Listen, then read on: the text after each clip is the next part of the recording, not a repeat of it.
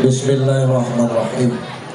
Assalamualaikum warahmatullahi wabarakatuh. Innal hamdalillah, alhamdulillahilladzi khalaqakum min nafsin wahidah, tsumma alladzi khalaqal insana fi ahsani taqwim. Ashhadu an la ilaha illallah wahdahu la syarika lah, wa ashhadu anna Muhammadan abduhu wa rasuluh la nabiyya ba'd. Allahumma salli wa sallim wa barik ala sayyidina Muhammad ibn Abdullah wa ala alihi wa sahbihi wa mawala. Qala Allah ta'ala fi kitabihil karim.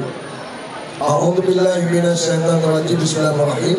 Ya ayyuhalladzina amanu la tulhikum amwalukum wa la auladukum an dzikrillah. Wa qala ta'ala aidan rabbana hab lana min azwajina wa dzurriyyatina qurrata a'yun waj'alna lil muttaqina imama.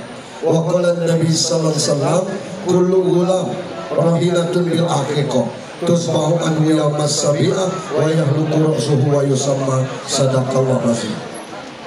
Keluarga besar Bapak Zetman yang kita hormati dan dirahmati Allah, Bapak Imam Khatib Bilal Garim Masjid setempat, para ketua RW, ketua RT yang kami hormati, anggota DPRD Kabupaten Seluma, Bapak Ibu hadirin sekalian yang dirahmati Allah Subhanahu wa taala. Wujud syukur kita hidup dan diberi Allah kekuatan hari ini, kita mendatangi undangan, ajakan atau acara yang sengaja digelar oleh Bapak Zetman sekeluarga besar atas tasyakuran beliau terpilih menjadi anggota DPRD Kabupaten Seluma, dan beliau juga dikarunia generasi ketiga, yakni 2 orang cucu. Kita juga bersyukur dari ajang silaturahmi ini menjadikan diri kita insya Allah sehat jasmani dan rohani. Salam dan salawat untuk junjungan kita Nabi besar Muhammad sallallahu alaihi wasallam. Bapak Ibu yang saya hormati, di tengah-tengah acara bahagia ini kita juga ditimpa musibah. 2 buah rumah di bawah ini ada orang meninggal. Maka itu kondisinya mungkin tidak bisa nanti musiknya dimainkan karena beda RT, tapi rumahnya 2 buah dari jarak rumah Pak Zetman ini sekarang dalam perjalanan dari rumah sakit menuju ke rumah kediamannya. Saya juga tidak lama insya Allah sebelum asar selesai.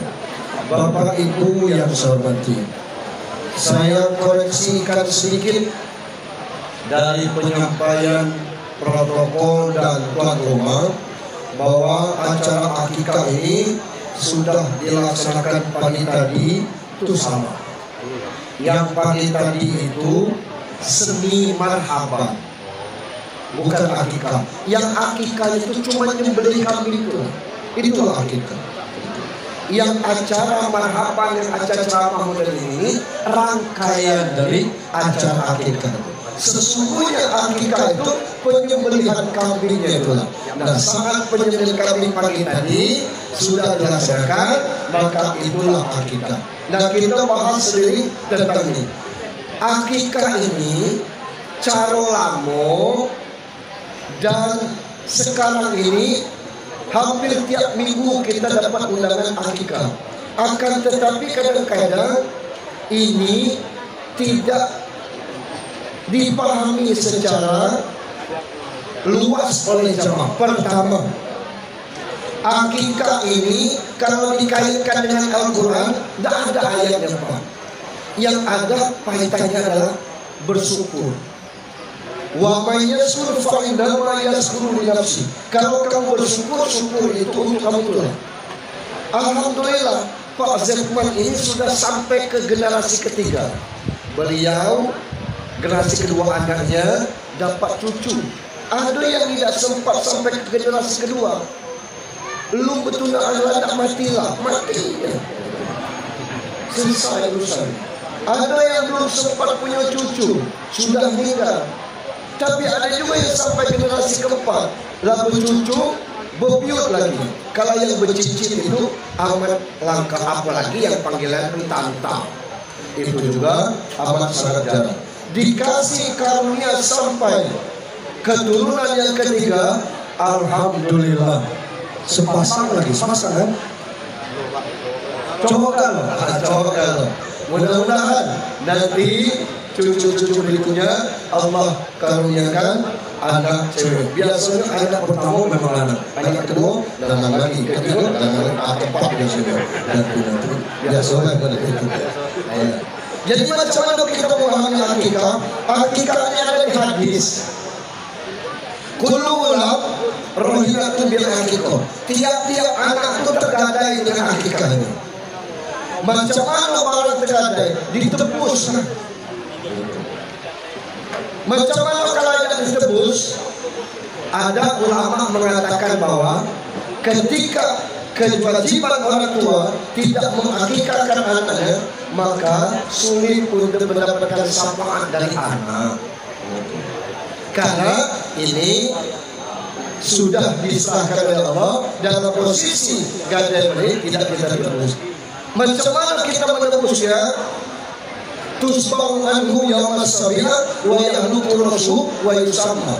3 ini tebusan. Pertama, dipotong pada hari ke-7 dari kelahiran anak itu. Nah, mulai dari sini bermasalah. Orang dulu pahamnya anak lanang 2 ekor kambing, anak tino 1 ekor kambing. Ada orang bertanya dengan saya, ngapain beda anak lanang anak tino? Tidak ada bedanya. Ngapa? Anak lanang itu sah akikahnya dengan 1 ekor kambing. Dari mana Ustaz tahu? Dari hadis An Hasan wal Husain kausan. Atas diri Hasan dan Husain masing-masing 1 kambing. Hasan itu yang lanang, Husain cowok. Cucu kandung Nabi. Nabi sendiri mempraktekkannya. Nabi mengakikahkan cucunya Hasan 1 ekor kambing, Husain 1 ekor kambing. Kenapa tidak dua-dua? Karena kemampuannya pacak beli 1 ekor kambing. Maksud saya, kalau sanggupnya kita akikah itu 1 ekor kambing, jangan nunda-nunda nunggu kambingnya cukup. Potonglah dengan 1 ekor kambing itu. Berarti sah 1 ekor kambing sah kalau sanggupnya cuma 1 ekor. Amun sawit 10 hektar, datuk anggota DPR, nenek PNS, kambingnya 1, cucu lanang. Itu bahasa Arabnya al-jadidun. Al-jadid bahasa Arab lain lagi ceritanya. Jadi kalau untuk sahnya 1 kambing, jantan untuk anak lanang sah kalau kemampuannya 1. Ada 2 itu apa Ustaz?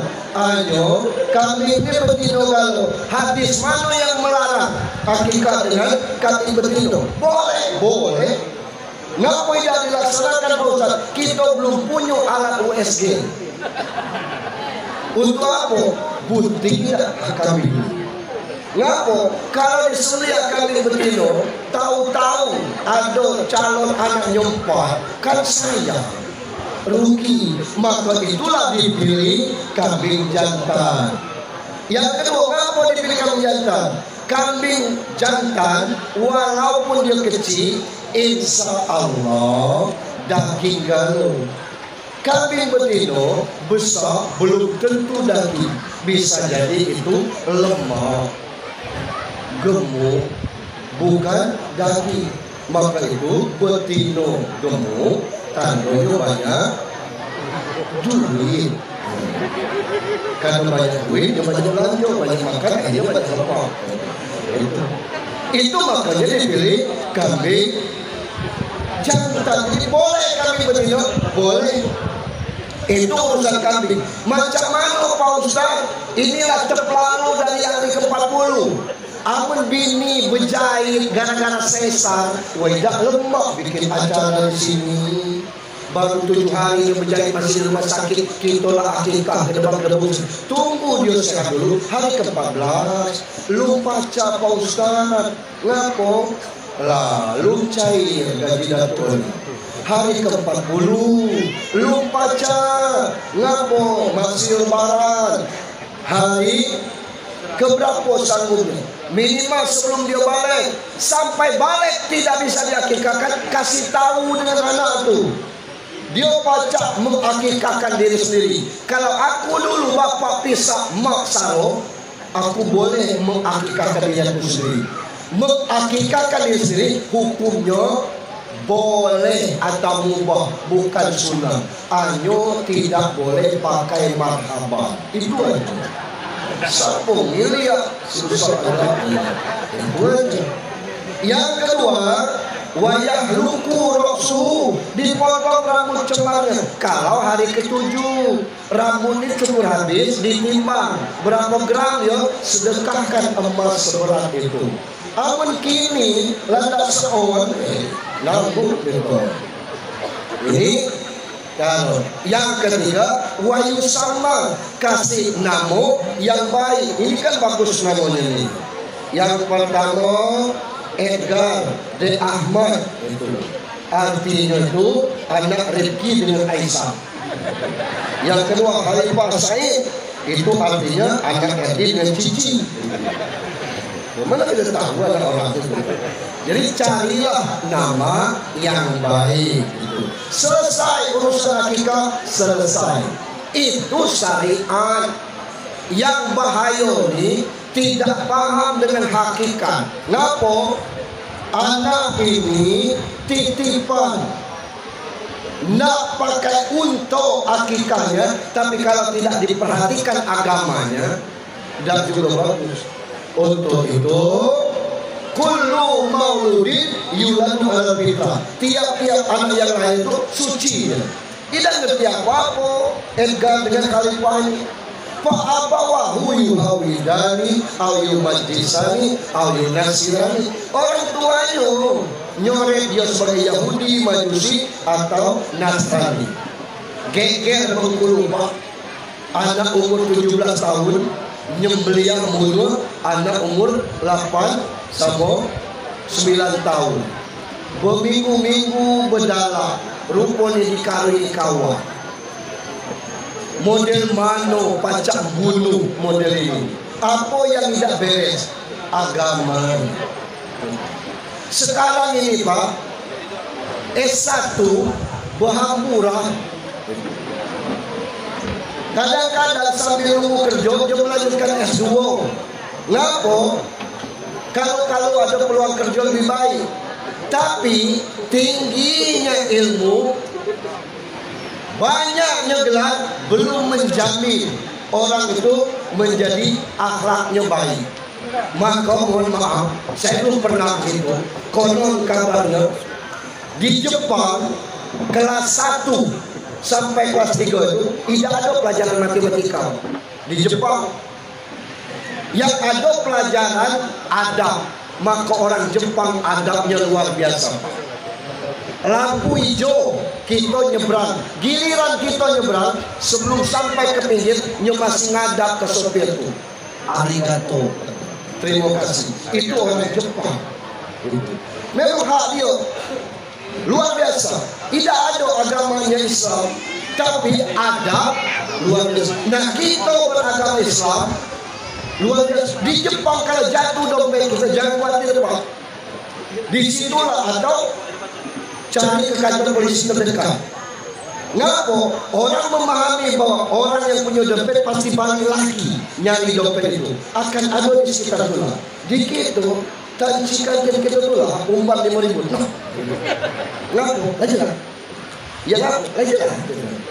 Nah duit 5.000. Nah artinya bahwa kedudukan orang bukan karena ilmu yang tinggi, penting ilmu, tapi macam mana penanaman akidah. Untuk itu al-baik madrasatul ulama, rumah itu pendidikan yang baik.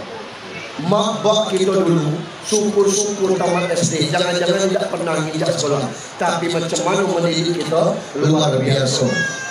Ngapa luar biasa cara mendidiknya berdasarkan agama. Dia tidak tahu ayat, tapi dia tahu etika.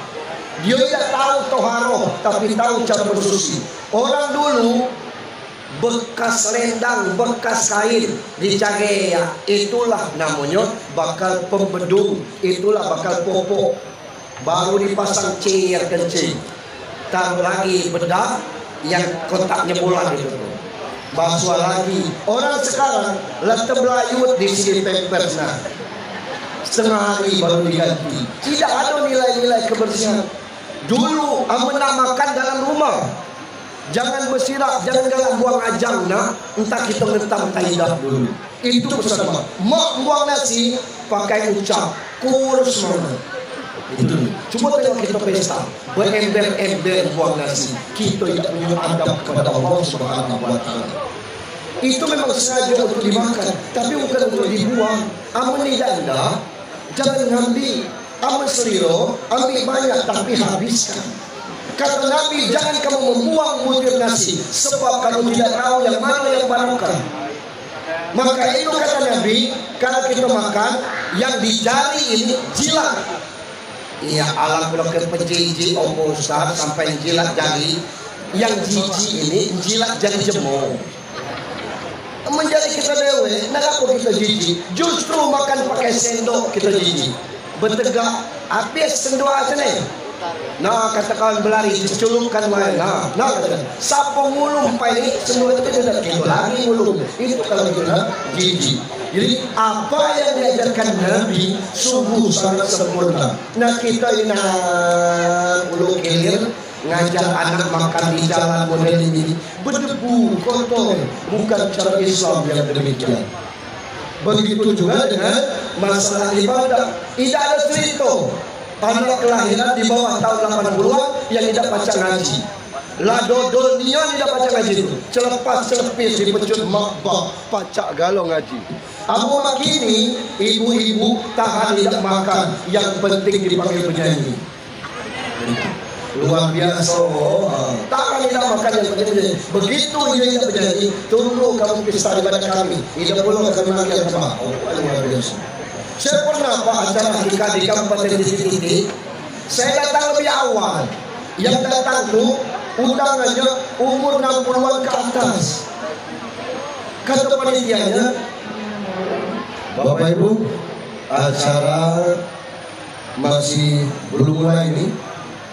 Pak Ustadz sudah datang, kita isi dengan nyanyilah. Biduan juga belum datang. Saya pikir siapa yang bakal nyanyi? Yang datangnya tuh halo. Aku malu disuruh nyanyi dan sebagainya. Oleh karena itu kita coba isi. Kami panggil Pak Syanu. Siapa? Nailah. Nak kemana dia itu? Naik ke panggung. Nah, itu apa baca gaya? Tak boleh segera susun. Apa baca nyanyi? Begitu dia musiknya jalan, gaya bernyanyi, mantap. Masihkah kau ingat sumpah janjimu? Saat pertama engkau nyatakan cinta, kau bilang hanya aku dalam hatimu. Goyang tuh. Alamak, orang sekarang. Tapi cuma diajak tadarusan bulan puasa, macam-macam. Kacamata orang terbata, campur rokok. Nah ini kondisi yang ada. Nah karena itu cucu beliau ini adalah harapan kita semua, bukan hanya harapan beliau. Semoga menjadi anak yang soleh. Saya pikir demikian. Saya tahu bahwa kursi sudah tidak ada lagi. Mari kita duduk dengan sama-sama berdoa. Mohon maaf. Ala hazihi niyah